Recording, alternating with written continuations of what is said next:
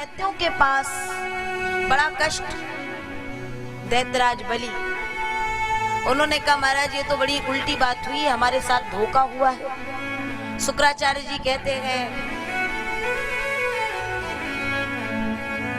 चिंता ना करो बलि, जगत में गुरु सेवा, विप्र सेवा और संत सेवा जी भर करके कर लो और फिर तुम्हें कहीं और बाहर भटकने की आवश्यकता नहीं है। बलि ने इन सब की खूब सेवा की और इनका जब पूर्ण आशीष मिल गया तो बलि गए और स्वर्ग पे चढ़ाई कर दी, सारा राज्य हाथ में ले लिया। देवता फिर वैसे के वैसे रह गए और जब एक बच्चे को कष्ट हो तो माँ पहले रोती है। कश्यप जी की पत्नी देवों की माँ रुदन करने लगी। कश्यप जी ने कहा क्यों रो रही हो? बोले हमारे पुत्र कष्ट में हैं, ये दैत्य बार बार आकर के पुत्रों को कष्ट देते हैं। तो बोले ये माया का संसार, कौन पिता कौन पुत्र, कौन भाई कौन बहन, जीते जी की तृष्णा, लेकिन कहाँ माँ के वात्सल्य के आगे ये ज्ञान, ये कहाँ समझ में आने वाला है। तो कश्यप जी ने पूछा तो क्या चाहती हो? बस एक वो पुत्र चाहती हूँ जो कि इन दैत्यों को सबक सिखा सके। कश्यप जी ने वो व्रत बता दिया और माँ ने पूर्ण व्रत नियम से किया है और जब नियम पूर्वक उस व्रत को निभाया, समय बीता, भादों का महीना आया। हमारे परमात्मा के 2 अवतार हुए हैं भादों के महीने में, एक तो कृष्णावतार और ये वामन जी का अवतार। भगवान वामन के रूप में आते हैं और महाराज जब आए तो सबने सब सामग्रियां अर्पित की और भिक्षा के पात्र में जितना मिला है उतना लेकर के देव गुरु बृहस्पति जी के पास पहुंचे। बृहस्पति जी ने कहा इतने से काम चलने वाला नहीं है, और चाहिए, कार्य बड़े बड़े करने हैं। देखो कोई संत कोई बड़ा कार्य करे तो महाराज फिर दान भी दो तो फिर ठीक ही दो। एक जगह कथा हुई, हमारे यहाँ दानी खूब अद्भुत अद्भुत हुए। ये दानियों की कथा हम कल बताएंगे, आज कथा के प्रसंग बहुत हैं और अगर भक्त कहीं बीच से कोई उठे तो हमारा भाव डिस्टर्ब हो जाता है, इसलिए दानियों की कथा हम कल बताएंगे कि दानी हमारे यहाँ कैसे कैसे अद्भुत हुए। लेकिन कोई संत तुम्हारे यहाँ कोई बड़ा कार्य लेकर के आए ना तो देखना कि वो कार्य कौन सा है और फिर उस हिसाब से दान देना, अपनी सामर्थ्य को देखते हुए। लेकिन बहुत से भक्त ऐसे हैं कि अगर सामर्थ्य है कि वो 100 का नोट दे दें, लेकिन कृपण अंदर से ऐसे कि वो 100 का नहीं निकलेगा, 10 भी बड़ी मुश्किल से आएगा। और भगवान का वो जो श्लोक है ना, पत्रम पुष्पम फलम तो यमियो में भक्त्या प्रेक्षति, तो भगवान भी 2-3 बार देखते हैं और बाद में कहते जा बेटा तू पत्र और पुष्प देने लायक ही बचेगा। लेकिन आज बलि बहुत बड़ा यज्ञ कर रहे हैं और भगवान गुरुदेव बृहस्पति का इशारा पाते ही और बलि के द्वार पर पहुंच गए। देखो किसी यज्ञ में, किसी अनुष्ठान में, किसी सच्चे ब्राह्मण संत का मध्य में आगमन हो जाए तो समझ लेना आपका अनुष्ठान पूरा हो गया। आज भगवान आए हैं, सैनिकों ने जाकर के बलि को बताया, बलि दौड़ करके आए, भगवान को देखे, चरणों में दंडवत प्रणाम किए हैं और देखो आज बलि के द्वार पे आए हैं एक स्वरूप के साथ। आज हमारे आपके भी मध्य प्रभु आ रहे हैं वामन जी के रूप में। पहले मैं बता दूं, हमारे मुख्य यजमान और हमारी मैया पहला तिलक भगवान को करेंगी और उसके पश्चात आज आप लोग भगवान को वो जो भी दान करना है ना, सोना, घर, मकान, दुकान, पन्ना, मोती, पुखरा, सब वही पात्र में डाल देना। ठीक, बोलिए बांके बिहारी लाल की। आइए भगवान वामन जी को लेकर के आए। उस समय भगवान आए तो बलि ने चरण पखारे, बलि ने पूजन किया है और आज भगवान आएंगे तो हम सब भगवान का पूजन करेंगे। बोलिए वामन नारायण भगवान की। ए तेरे द्वार खड़ा भगवान भगत भर दे रे जोली। तेरे द्वार खड़ा भगवान भगत भर दे रे जोली। ओ भगत भर दे रे जोली। भगवान उधर आपके पास आते जाएंगे, आइए भगवान के उधर क्या होता है वो भी सुने। बलि आए और बड़े प्रेम से स्वागत करते हैं। स्वागतम ते नमस्तुभ्यं ब्रह्मन् किम करवाणि वहा। हे ब्रह्मन, मैं आपका यहाँ स्वागत करता हूँ। आज मेरे यज्ञशाला के इस पावन द्वार पर आप जैसे विप्र का आगमन हुआ, मेरा यज्ञ मानो पूर्ण हो गया।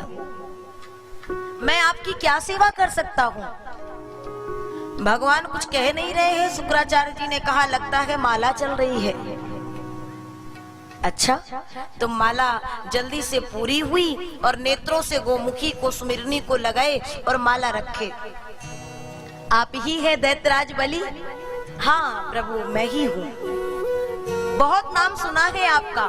आपके पिता विरोचन, आपके दादा, आपके परदादा तो महान बलशाली और दादा तो महान भगवत भक्त। बलि ने कहा, आप तो नेक से हो, जरा से हो, और बात कर रहे हो दादा परदादाओं की, तो उन्हें देखा है क्या? बोले बिल्कुल नहीं। हमने तो अपने बड़ों से उनके यश, कीर्ति, वैभव, उनकी भक्ति, क्योंकि दादा है प्रहलाद, जिनकी भक्ति की गाथा आज भी गाई जा रही है, और परदादा हिरण्यकश्यप, कोई कम नहीं है शक्ति में, बल में। तो सुन सुन करके आपके पास आया हूँ। जैसे भी आए महाराज, बड़ी कृपा की। अब मैं आपके लिए क्या सेवा कर सकता हूँ ये बताइए। नहीं, आपका दर्शन करना था कि कौन है जो इतने उच्च कुल से आ रहा है। इतने के बाद में मैं उनका दर्शन कर लूं तो ये नेत्र बड़े धन्य होंगे। बस दर्शन करना था, बस दर्शन करना था। दर्शन कर लिए, अब चलते हैं। नहीं, मेरे द्वार पर आकर के और आप खाली हाथ जाएं, ऐसा तो हो नहीं सकता। मैं आपकी क्या सेवा करूं? गाम कांचनम गुणवत धाम अमरष्ट्रम गौ कंचन स्वर्ण, कोई धाम बना दूं, कोई महल दुमैले विवाह करा दूं, गृहस्थ आश्रम में प्रवेश दिला दूं? नहीं, कुछ नहीं चाहिए। कैसे भी ये पंडित जी मानते ही नहीं है। बलि ने कहा, तो खाली हाथ तो जाने नहीं दूंगा सरकार। हाँ, कभी कभी जजमान जी भी फंसा लेते हैं।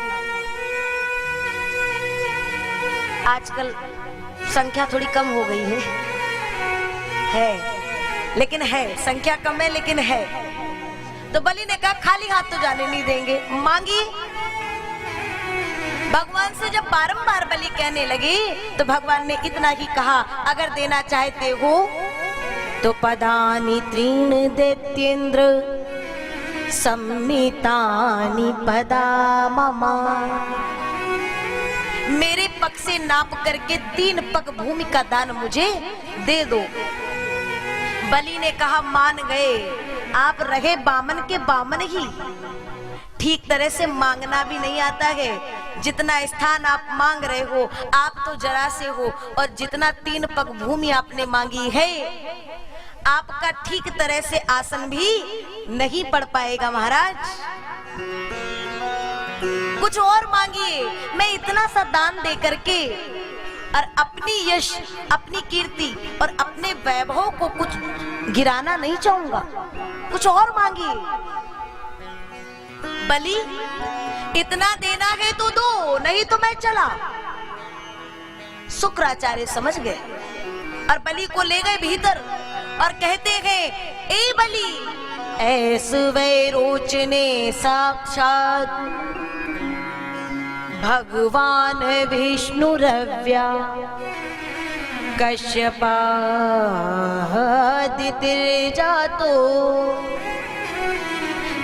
देवानाम कार्य साधका। हे विरोचन के पुत्र बलि, ये कोई साधारण ब्राह्मण नहीं है जो तुम्हारे द्वार पे आए हैं। ये वो परब्रह्म परमात्मा है जो देवों का कार्य बनाने के लिए वेश बदल करके और तुम्हारे यहाँ ऐसे रूप में आए हैं। मना कर दो, नहीं तो तुम्हारे पास जितना है सब ले जाएंगे। बलि ने कहा गुरुदेव, अगर ऐसी बात है तो आज तो मेरे दोनों हाथों में लड्डू है। अगर ये साधारण ब्राह्मण है तो जितना मांगा है उतना दे दूंगा, और कहीं ये वो परब्रह्म परमात्मा है तो आज मेरा कितना बड़ा सौभाग्य होगा कि जो परमात्मा सबको देता है आज मैं उसको दान दूंगा, सब कुछ दे दूंगा। शुक्राचार्य जी ने कहा, बावले हो गए हो बलि, तो जाओ, मैं संकल्प नहीं कराऊंगा तो तुम दान कहां से कर दोगे। अब बलि ने जैसे ही सुना तो दौड़ के आए, पंडित जी गुरुदेव मना कर रहे हैं कि संकल्प नहीं कराएंगे। अच्छा कोई बात नहीं, संकल्प गुरु कराता है, ब्राह्मण कराता है, मैं भी ब्राह्मण बालक हूँ, मैं करा दूंगा। और जैसे ही वो कमंडल लिए और जल बाहर निकालने को उद्यत हुए संकल्प देने के लिए, शुक्राचार्य जी का उनकी बुद्धि, उनका दिमाग बड़ी तीव्र गति में चलता जा रहा है। कमंडल की नली के द्वार पे जाके बैठ गए कि जल बाहर नहीं आएगा तो संकल्प कैसे होगा। भगवान ने कुसा के आसन से एक कुसा निकाली और नली में, हाँ जैसे ही दिया ना शुक्राचार्य जी की एक, सब गोविंदाय नमो नमः, समझ गए ज्यादा देर टिकेंगे। मैं व्यंग में बहुत बचपन में बोलती थी, पिताजी ने कहा नहीं रहने दो, ऐसे मत बोला करो। मैं कहती थी वो शुक्राचार्य जी जब एक कुसा गया तो एक दुकान बंद हो गई। हाँ शुक्राचार्य जी हटे, जल लिया, संकल्प हुआ, और जब संकल्प हो गया तो अब भगवान ने कहा तो बलि नापो। हाँ प्रभु नापे, और तब पृथ्वी नापी एक में भगवान ने अपना विराट स्वरूप ले लिया। बोलिए विराट नारायण भगवान की जय। पृथ्वी नापी एक में,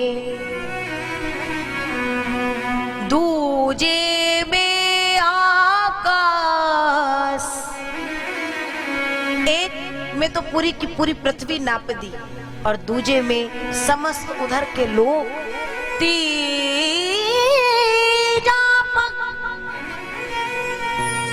अब कहाँ रखे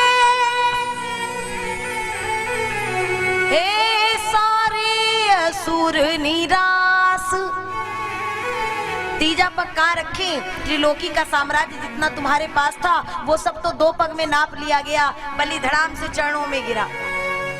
दान बड़ा होता है कि दान देने वाला? तो देने वाला बड़ा होता है बलि, वो नहीं होगा तो दान कैसे होगा? तो ये देने वाला अपनी पत्नी और बच्चों सहित आपके श्री चरणों में समर्पित है। तीजा पग यहाँ रखिए मेरे शीश पे। भगवान ने तीजा चरण रख तो लिया, लेकिन कहा बलि मैं तेरा ऋणी हो गया।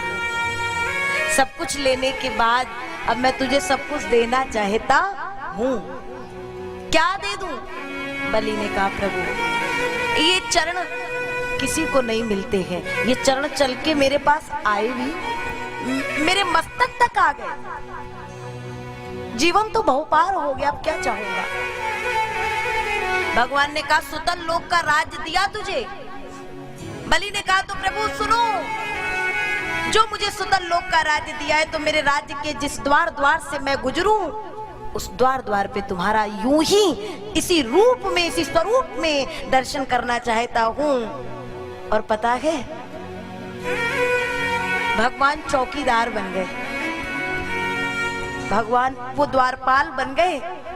बलि के द्वार पर एक छड़ी, सिर पर कुछ वस्त्र और कुछ वस्त्र धारण किए हुए भगवान। लक्ष्मी मैया को एक दिन लगा मेरे नारायण कहाँ गए, तो चली ब्राह्मणी के रूप में आई और भगवान को जब यहाँ देखी तो रो पड़ी। उतने में बलि आए, आप देवी कहां से आ रही हैं? लक्ष्मी जी ने कहा भैया मैंने आपका बड़ा नाम सुना है। भैया? बलि ने कहा आपने मुझे जो संबोधन दिया है ना, सच में आज से मैं आपका भाई। लो इस कलाई पर वो रक्षा बांधो। तभी तो हमारे आचार्यगण जब रक्षा बांधते हैं तो एन बद्धो बलि राजा दानेन्द्रो महाबला, यह श्लोक बोल करके रक्षा बांधते हैं।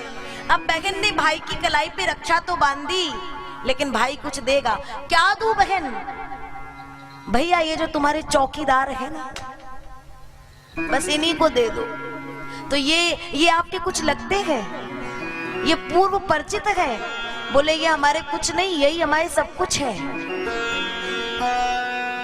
और इतना कह के मैया जैसे ही अपने रूप में आई ना, बलि ने कहा देखो माँ, एक दिन भगवान आए थे तो सब ले गए, लेकिन सदा के लिए मेरे हो गए। आज आप आई हैं तो थोड़ा कष्ट हो रहा है कि आप मेरे भगवान को मुझसे ले जा रही हैं। भगवान ने कहा बलि मैं जा तो रहा हूं, लेकिन सूक्ष्म रूप में ऐसे ही सतत तुम्हें मेरा दर्शन होता रहेगा। मैं कभी तुमसे दूर जाने वाला नहीं। ये वर दे दिया।